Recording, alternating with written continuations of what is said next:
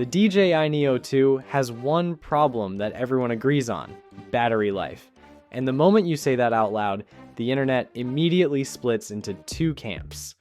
One side says, yes, finally, fix this and the Neo 2 becomes incredible. The other side says, why would I ever pay that much for a battery when I can just buy two stock ones? And both of those reactions are completely valid. In the last video, I showed that a higher capacity battery can push the... And for a lot of people, that immediately flipped a switch, because 16 to 18 minutes isn't just a bit more time. It fundamentally changes how the drone feels to use. But almost instantly, another conversation started happening in the comments. And people weren't just asking how long it flies. They were asking whether it makes sense at all. Is it smart to spend significantly more on a single battery when the same money could buy two stock batteries? Is longer flight time actually safer? Or does it quietly increase risk? And maybe the most important question of all, who is this upgrade actually for, and who should never touch it? Because here's the thing that often gets missed in these discussions. This battery isn't just a battery upgrade, it's a trade. You're trading cost for continuity, you're trading convenience for complexity, and in some cases, you're trading peace of mind for performance. If you're new here, you don't need to watch anything else to follow this video. I'll explain everything as we go. And if you've already seen the flight tests, this isn't a repeat, this is the part that didn't fit into a simple battery comparison. Because once you move past the excitement of longer flight time, you're left with a much more interesting question. Not does it work, but does it actually work? And that part is important because without understanding the upside properly, the downsides won't make sense either. To understand why this battery even exists, you have to step away from specs and prices for a moment and talk about how people actually fly. On paper, the argument sounds simple. Why spend that much money on one high capacity battery when you can buy two stock batteries for the same price? Like, more batteries means more total flight time, right? In theory, yes. Like, in practice, it's not that clean, because flying isn't just about how many minutes you have in total. It's you recalibrate mentally, you lose momentum.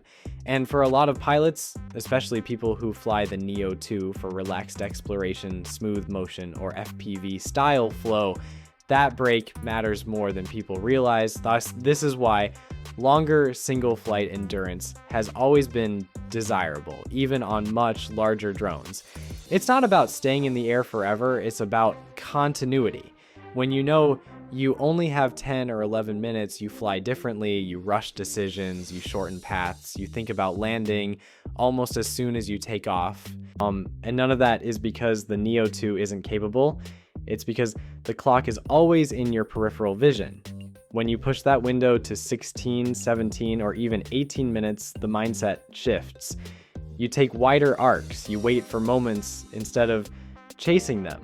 You're not constantly negotiating with the battery meter. That's the real appeal of this upgrade. And this is also where those are two very different things. And depending on how you fly, one can matter far more than the other.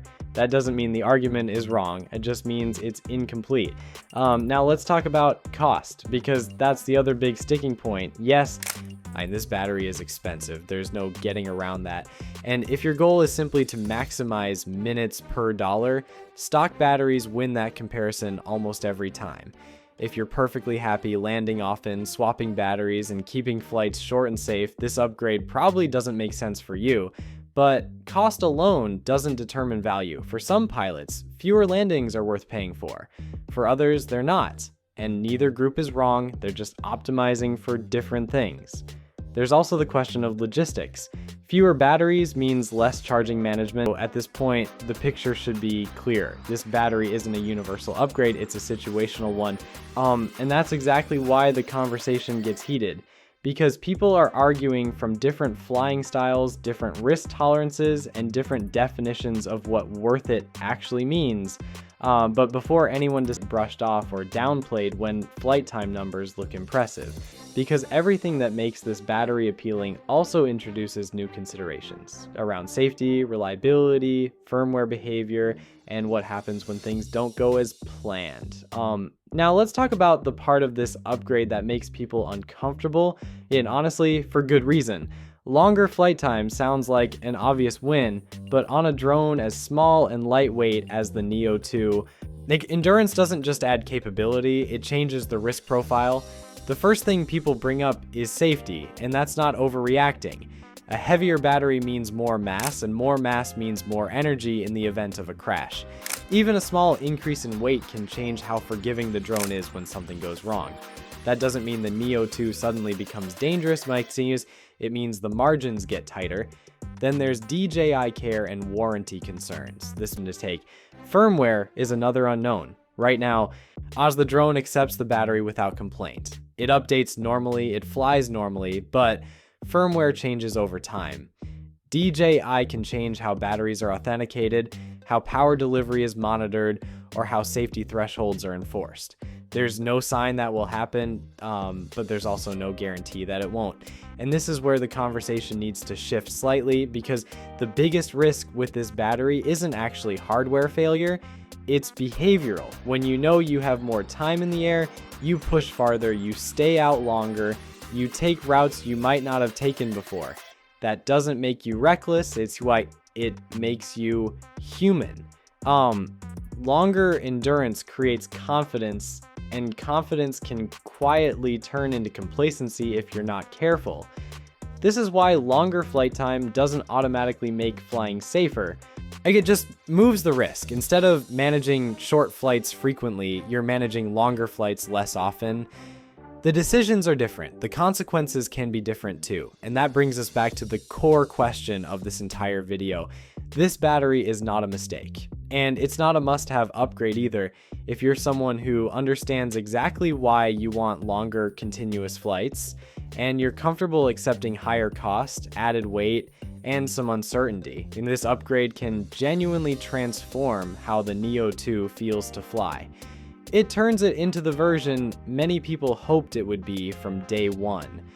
But if what you value most is simplicity, official support, and minimizing variables, sticking with stock batteries, even if that means landing more often, might actually be the smarter choice. Neither approach is wrong.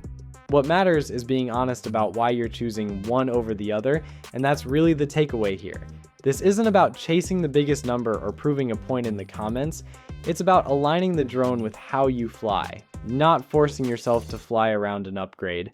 If you've tried this battery, or if you're getting unusually long flight times with the stock one, I'd genuinely like to hear about it. I've already seen comments from people claiming over 20 minutes, and that opens up a whole new set of questions worth exploring. Let me know your experience in the comments, and if you appreciate these real-world breakdown instead of hype, consider subscribing. That's the direction this channel is going.